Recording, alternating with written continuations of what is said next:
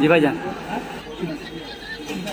আমরা এখন আমাদেরকে পুলিশ তুলে নিয়ে গিয়ে প্রিজন ভ্যানে করে থানায় নিয়ে যাচ্ছে।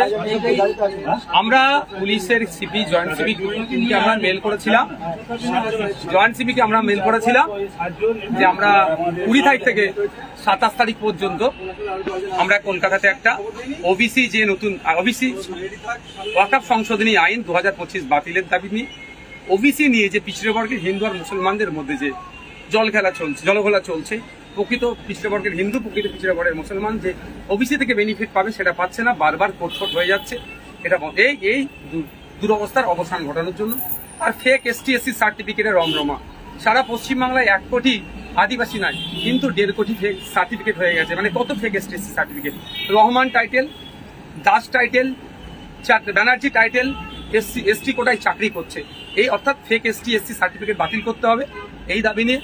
আর পরিযায়ী শ্রমিকরা ভিন্ন রাজ্যে যেভাবে আক্রান্ত হচ্ছে এটা বন্ধের দাবি নিয়ে। এবং পরিশেষে যেটা গুরুত্বপূর্ণ বিষয়, আজকে নাগরিকরা SIR নিয়ে আতঙ্কিত। বিহারে আমরা দেখলাম জ্যান্ত মানুষকে, জীবিত মানুষকে মৃত দেখিয়ে ভোটার লিস্ট থেকে নাম কেটে দিচ্ছে।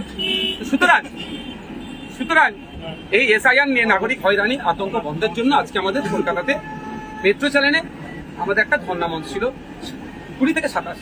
আজকে যখন আমরা টিভি সুলতান থেকে বার হচ্ছিলাম, তিনি DC 3 স্যার আরো সাহেবরা যিনি ছিলেন এসেছিলেন। আমরা বললাম তাদেরকে যে আপনারা যে যেখানটায় আমাদের জায়গা দেবেন মেট্রো, সেখানেই আমরা বসবো। তখন বললো যে মেট্রোর জায়গায় আপনারা বসতে পারবেন না। আমরা তাহলে ওয়াই চ্যানেল বা টিপু সুলতানের ওখানেই আমাদেরকে 7 দিনের দিয়ে দেন, আমরা এখানেই থাকবো। আপনার যে ব্যারিকেড লাগিয়ে দেবেন, ব্যারিকেডের বাইরে একটা মানুষই যাবে না। কিন্তু দুর্ভাগ্য আমাদেরকে সেটা অ্যালাউ করলো না। আমরা যখন এগিয়ে আসতে যাচ্ছিলাম, বিশাল পুলিশ বাহিনী আমাদের আটকাচ্ছিল। পুলিশের ড্রেস পরে যারা ছিল আমাদের সাথে কেউ একটা খারাপ আচরণ করেনি, কিন্তু সিভিলে যারা ছিল পুলিশের মধ্যে থেকে আমাদের প্রচুর কর্মীকে মারধর করেছে। আমাকে হলুদ শার্ট পরে, সম্ভবত হলুদ টি শার্ট পরেছিল, হাতে কি ছিল জানি না, এখানে একটা ঘুষি মেরেছে, প্রচন্ড জোরে ঘুষি মেরেছে, প্রচন্ড জোরে ঘুষি মেরেছে। আমি এখনো ব্যথা পেয়েছি। তো আমাদেরকে এখন নিয়ে এসছে। বাংলার মানুষকে বলবো, আন্দোলনটা বিজেপির বিরুদ্ধে, আন্দোলনটা শুভেন্দু অধিকারীদের বিরুদ্ধে।